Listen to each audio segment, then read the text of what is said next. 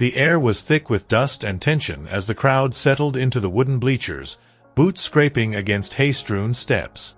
It was rodeo season in Red Ridge, Texas, and today wasn't just another show. Today, billionaire oilman Clayton Harrow stood in the center of the arena, boots polished, belt buckle gleaming like a badge of pride, and beside him, a beast that had earned a reputation more feared than admired. A bay quarter horse, muscles coiled, nostrils flaring, known only by one name, Outlaw. Clayton raised the mic with a smirk that curled at the edges. $10 million, he shouted, voice echoing off the steel rafters. That's what I'm offering to the poor soul who thinks they can ride this devil for a full 8 seconds. The crowd stirred, half disbelief, half morbid curiosity. Everyone had seen what this horse could do. 3 shattered ribs. 2 dislocated shoulders. 1 man left unconscious in the dirt with a punctured lung. Outlaw didn't buck like a show horse. He fought like he had something to prove.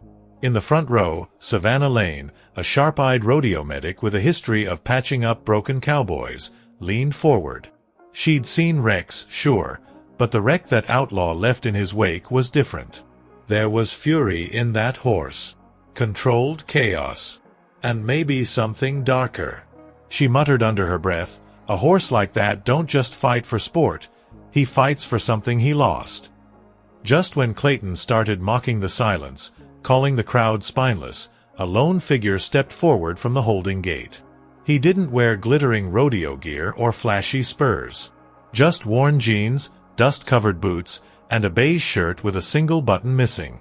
His name was Levi Dalton, and nobody seemed to know who he was. But the way he walked, calm, slow, like he was headed into something he'd already made peace with, made the audience hold their breath. Clayton chuckled, waving him off. You? You don't look like much, cowboy. Levi didn't flinch. His eyes locked onto the horse like he recognized something familiar, like pain looking at its own reflection. He approached Outlaw without fear, without bravado, just presence. And for the first time in a long time, the horse didn't lash out. He stood, head high, as Levi laid a calloused hand gently on his neck. The crowd went silent. Savannah stood up. Something had just changed.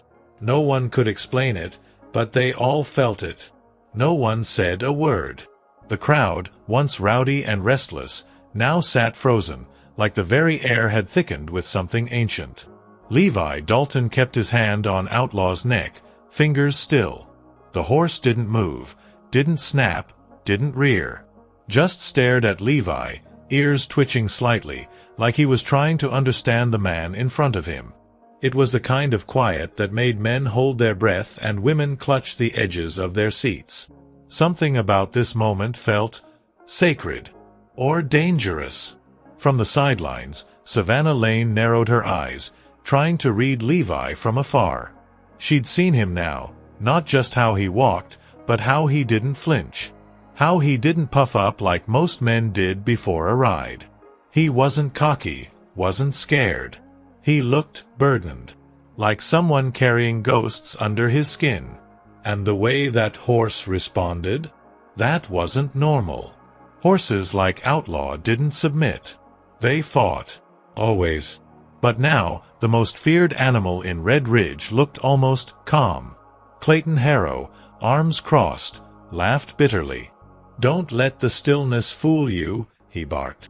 "That horse is just sizing you up. Go on, cowboy. Show us if you can last longer than the others." His voice was sharp, but there was something brittle behind it, like he'd seen something that rattled him, too. Outlaw pawed the ground once, then lifted his head, as if challenging Levi to climb on and face whatever storm was waiting. Levi didn't respond to Clayton. Instead, he whispered something. No one could hear it, not even Savannah, who was leaning as far forward as she dared. Then, slow and deliberate, Levi placed a boot in the stirrup and pulled himself into the saddle. His back straightened, his grip sure, but his face remained unreadable. The announcer hesitated, hand on the timer switch. You sure you're ready? Levi gave one slow nod. That was enough. The gate opened. Outlaw exploded from the chute like a bullet, his muscles firing in every direction, twisting and lunging with rage. The ground shook with each violent kick. The crowd gasped, some standing, others turning away, unable to watch. But Levi held on, not just with strength, but with something deeper, like he knew every move the horse would make before it happened. His body didn't resist the chaos, it flowed with it. At second 4, Savannah's heart skipped. At second 6, Clayton leaned forward, jaw tight. And as the timer neared 8, something in Levi's face finally cracked, a flicker of pain, or memory, or both. When the buzzer finally sounded, it felt like a crack of thunder splitting the air. The arena erupted, not in wild cheers, but in stunned silence. 8 seconds. Levi Dalton had done it. He sat atop Outlaw, chest rising and falling, a thin layer of dust clinging to his shirt like a badge of honor. The horse, still breathing hard, didn't try to throw him off. Instead, he stopped moving altogether, as if accepting him. No one could believe it. For a moment, it felt like time itself had paused to witness something unrepeatable. Savannah Lane dropped the clipboard in her lap. "He did it," she whispered. Her voice trembled. This wasn't just skill. This was something else. Something rare. She'd spent years watching men break bones and egos on the backs of bulls and broncs, but this was spiritual. There was a stillness in Levi now that didn't come from victory. He wasn't celebrating. He wasn't even smiling. If anything, he looked lonelier than before. Like the ride had taken something out of him. Or unlocked something long buried. Clayton Harrow's face had drained of all color. He stood rigid, hands clenched, as the weight of what just happened sank in. $10 million. Gone. But it wasn't about the money. It was about the myth he'd built, the unbeatable horse, the unbeatable ego. And now, both had been tamed in front of the entire town. He walked away without a word, his boots crunching over dirt that suddenly didn't feel like his anymore. As Levi dismounted, the crowd erupted at last, not in excitement, but awe. Whispers carried through the bleachers like wildfire. "Who is he? Where's he from? Did y'all see how that horse just stopped?" Levi nodded politely to a few folks, but didn't speak. He headed straight toward the back gate, not seeking attention, just the exit. But Savannah was already moving. She knew she couldn't let him vanish without answers. She caught up to him near the stables, where he was removing the saddle from Outlaw's back with careful, practiced movements. "You don't talk much, do you?" she asked, keeping her voice soft. Levi looked up briefly, eyes dark and distant. "Only when I've got something worth saying." Savannah folded her arms. "That horse has nearly killed 6 men. But you, it was like he already knew you." Levi hesitated, his fingers slowing. "He did," he finally said. She blinked. "What do you mean?" Levi glanced over his shoulder, then back at Outlaw. "Because that horse belonged to my father." Savannah stood frozen, Levi's words echoing in her mind like a gunshot. "Because that horse belonged to my father." She looked at Outlaw, the wild, violent animal that had terrified the entire circuit, now standing still beside Levi like a loyal companion. Her thoughts scrambled, trying to piece together what that could mean. "I thought your name was Dalton," she finally said. "It is," Levi replied without flinching. "But my father went by another name around here. Most folks knew him as Reed Monroe." The name hit her like a punch to the gut. Reed Monroe. That name was carved into red ridges past like a wound that never fully healed. Once a legendary bronc rider, Reed had vanished under mysterious circumstances over a decade ago, right after a tragic fire at his ranch and rumors of betrayal that tore through the town like a storm. Some said he ran off. Others believed he died. But no one ever confirmed the truth. And now his son stood before her, having conquered the one creature no man could touch. Levi didn't wait for more questions. He unsaddled Outlaw carefully, checking the straps like he'd done it 1,000 times. He raised that horse from birth, trained him different, not with fear, but with something else. Outlaw didn't turn wild on his own. He changed after the fire, after my father disappeared. His voice was flat, but Savannah noticed the way his jaw clenched, the way his hands paused just long enough to betray emotion. I left this town when I was 17. Swore I'd never come back. But something brought you back, Savannah said, not as a question, but a quiet realization. Levi nodded once. Clayton Harrow. The name tasted bitter in his mouth. He bought my father's land after the fire. Bought everything. Took the horse. Built his empire on the ashes of my home. Savannah took a step closer, watching him carefully. So this wasn't about the money? Levi let out a short, humorless breath. No, this was about him. And about finishing what my father never got the chance to.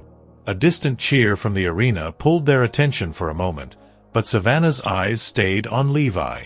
You really think Clayton had something to do with what happened to your dad?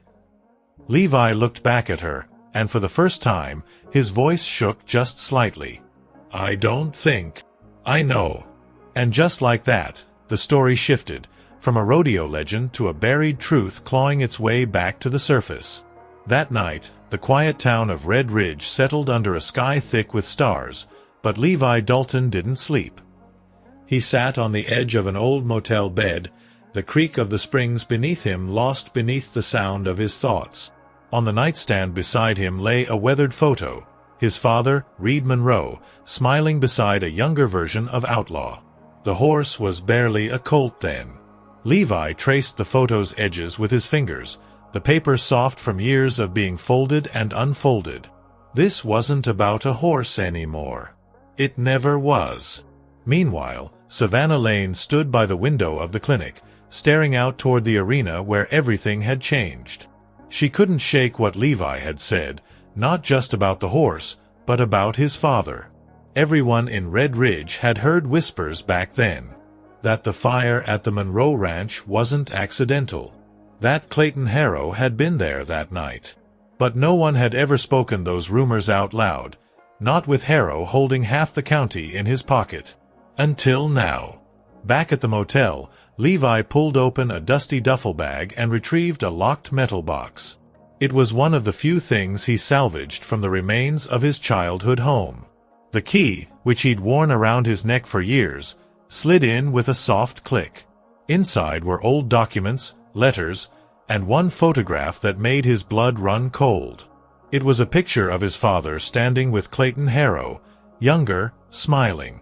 And behind them, smoke rising in the distance. The date on the back? 2 days before the fire.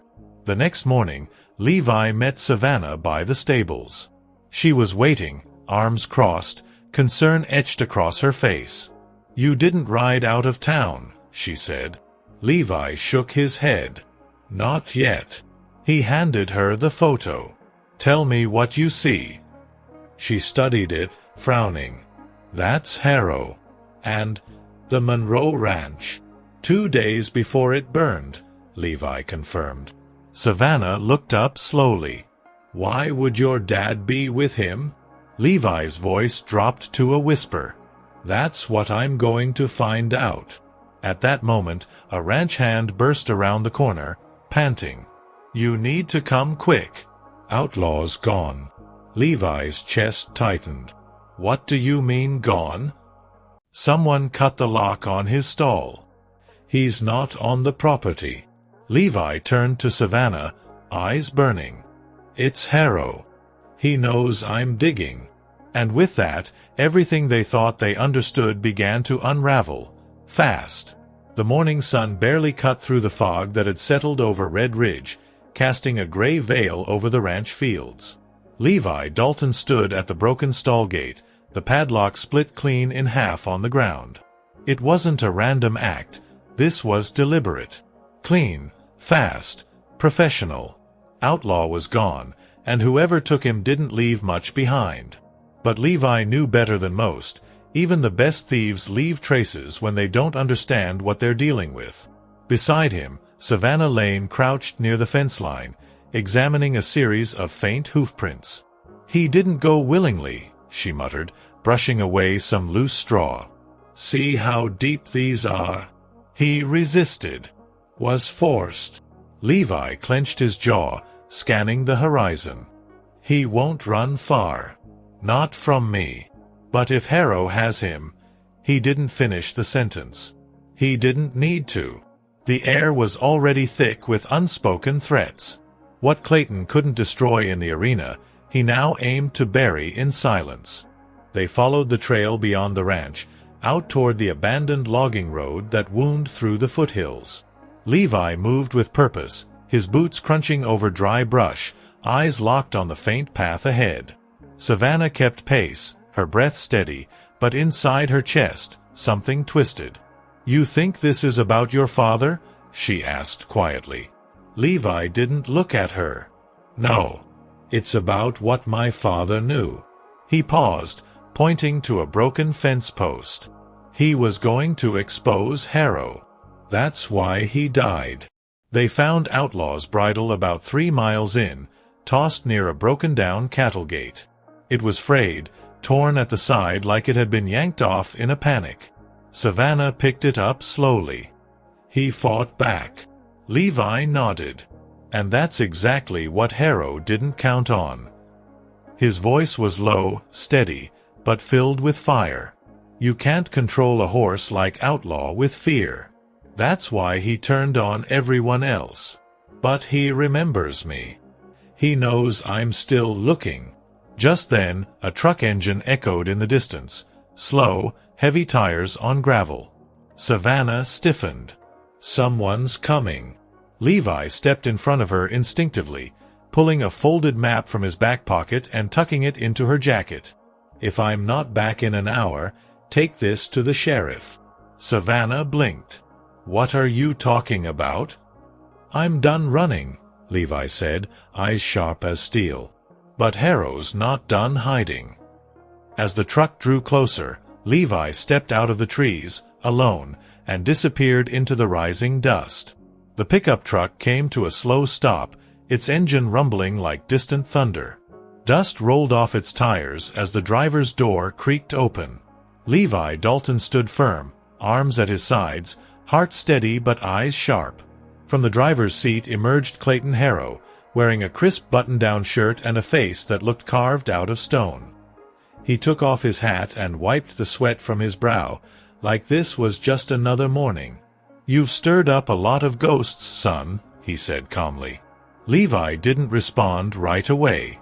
He watched Harrow like a man would watch a rattlesnake. One wrong move and it's all over. "Where's the horse?" he finally asked. Harrow chuckled, a sound without warmth. "Safe. For now. But the question is, what are you really after, Levi? You think I killed your father?" His voice dropped to a near whisper. "Or do you already know the truth and just need me to say it out loud?" Levi took a step closer. "Say it." Harrow tilted his head, as if considering. "Your daddy got in the way. That's all it ever was. He found out about the land deal, the one that was going to turn Red Ridge into a private oil field. He was going to go public. Cost me everything." He paused, letting the weight of his words settle. "So yes, I made sure he couldn't talk. There it was. The confession. Cold, flat, and without a shred of regret." Levi's fists clenched. "You burned his house to the ground." "Not personally," Harrow said with a grin. "But fire has a way of fixing things.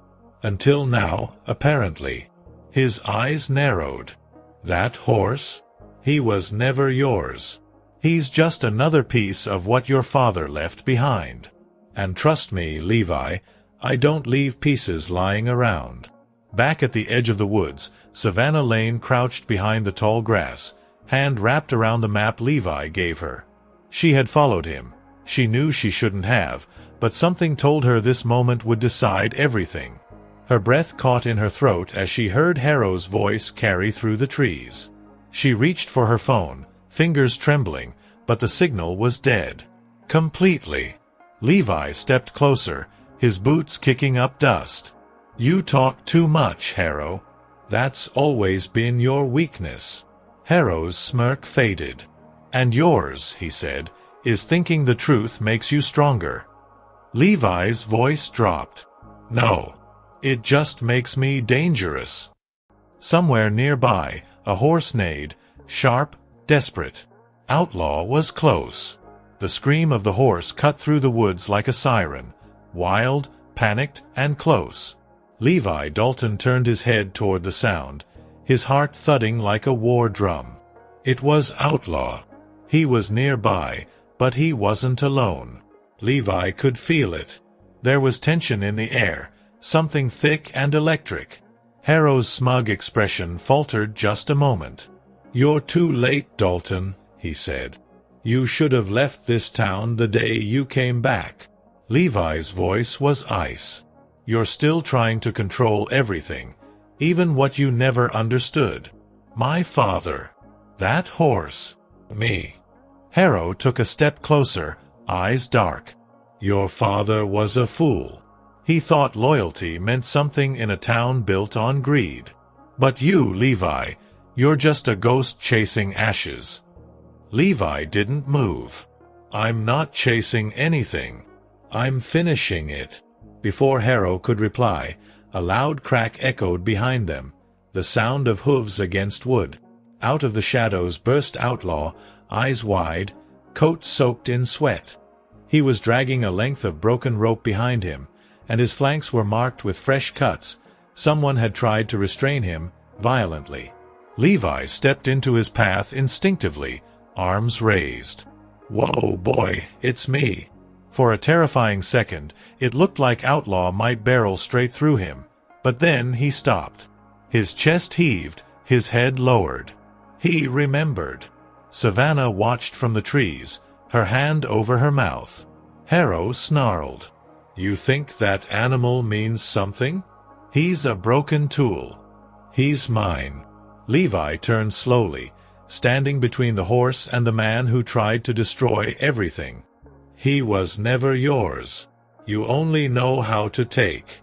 My father gave, and he paid the price for it." Harrow's hand moved toward his coat, not fast enough. Levi reached first, grabbing the barrel of the old revolver hidden in the back of the truck bed. "He didn't raise it. He didn't have to." "I've already lost too much," Levi said, voice steady. "But I'm not losing him too." Savannah ran from the brush, shouting, "The sheriff's on the way!" Tires crunched in the distance. Backup was coming. Harrow froze, his empire collapsing inch by inch. He dropped his hand, his voice full of venom. "This isn't over." Levi stared him down. "For you, it is." Behind him, Outlaw let out one long, defiant breath. And for the first time in years, Levi felt the fire in his blood settle, not with rage, but with purpose. The sirens echoed down the dirt road as the sheriff's convoy arrived, tires skidding against gravel, doors flying open. Deputies surrounded Clayton Harrow, guns drawn, but he didn't resist. He just stood there, glaring at Levi Dalton, like a man watching the world slip through his fingers. The air felt heavier than it had all morning. Outlaw stood motionless behind Levi, still breathing hard, but calm, as if he, too, knew the war was finally ending. Sheriff Mackenzie, a stern, quiet man who had once worked side by side with Reed Monroe, approached slowly. He looked from Levi to Harrow, then to the photo Savannah had just handed him, the one showing Harrow and Reed 2 days before the fire. "You should have burned the pictures too, Harrow," he said coldly. "Might have saved you from dying in a cell." Harrow spat in the dirt. "This town was mine." Mackenzie shook his head. It never was. You just stole pieces of it. Levi watched as they cuffed Harrow, his muscles tight, jaw clenched. Part of him wanted to feel satisfaction, but it didn't come. Not fully. He wasn't that kind of man. Justice wasn't revenge. It was remembering the truth and making sure it stayed in the light. As Harrow was shoved into the back of the squad car, Savannah came to stand beside Levi. "You did it," she said softly. "Your father can finally rest." Levi looked at her, then at the horizon. He never wanted vengeance. Just to be heard. They walked back toward the pasture where Outlaw waited, his ears perked toward Levi like he knew what was next. Savannah placed a gentle hand on Levi's arm. "What are you going to do now?" He took a deep breath. "Not sure yet. But I know I can't keep running from this place." He turned to face her. "My whole life, I thought leaving would keep the pain away. But pain doesn't disappear. It just waits. And it found me again. Right here." Later that evening, as the sun dipped low and painted the land gold, Levi saddled Outlaw one last time. Not to prove anything, but to ride like his father used to.